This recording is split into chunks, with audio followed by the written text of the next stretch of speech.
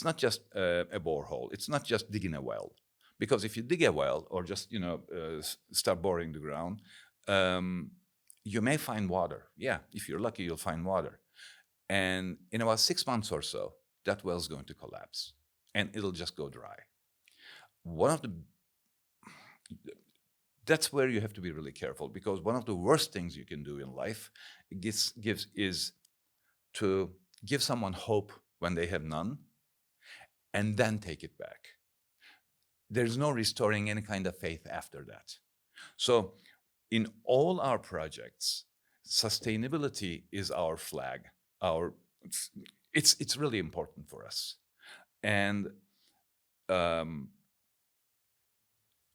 we're in Africa right now, primarily in Africa, and we're doing a lot of work. And I'll tell you about the work we do briefly. But sustainability is what we're watching out more than anything else. We watch our projects for 10 years once they're completed. And over the course of 10 years, local communities become very adept at using that project and dealing with whatever problems they may face. And at the end of a 10-year period, we really shake hands and turn everything over to them. We feel compelled to watch and make sure nothing goes wrong, because once you give hope to someone, when they have none, you can't take that back. Yeah. I definitely want to get more into the details of the work that you're doing as we move on here. Before that, though, I wanted to talk sort of more broadly about the issue of water, globally speaking. Obviously, this is an issue that's much more in the public eye these days. It's something that I think people are more cognizant of today. From a broad global perspective, how would you describe the current situation regarding water resources, specifically, fresh water, potable drinking water, and access to potable drinking water? Earth, this planet we're living on, is covered with water. Unfortunately, it's salt water.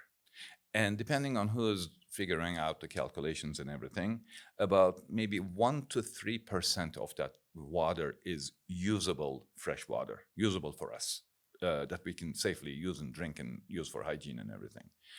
And out of that total reserve, we can access maybe half. And the amount of water on this planet never changes. This is a closed circuit, closed system. No water leaves this planet. No water is brought into this planet from outside.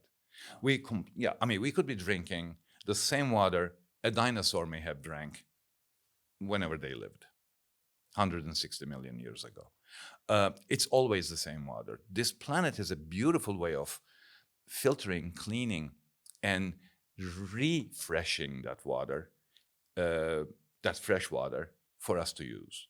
And it's a beautiful system that recycles. We have a couple of problems. The Earth's population is increasing. I mean, we just exceeded the 8 billion mark. Yeah, I heard that. We're more crowded than ever now. So that means fewer sips per capita, per person. We're also polluting the water as fast and as best as we can, like it's going out of style. I was in Kathmandu. Bagmati River runs through Kathmandu. It's a holy river. It's truly a sacred river, but it's so polluted, it can't flow anymore. I mean, it's thicker than water. I mean, it's supposed to be water, right? Yeah. It's a river. Yeah. It is so thick with pollution, it can hardly flow now. That's sad. It's thought-provoking, but we need to do something about that.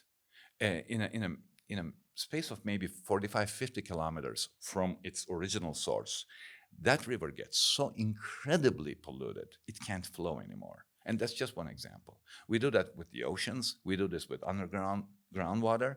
We do this with all kinds of surface water. We're basically slowly committing suicide, and we may not be aware of that yet.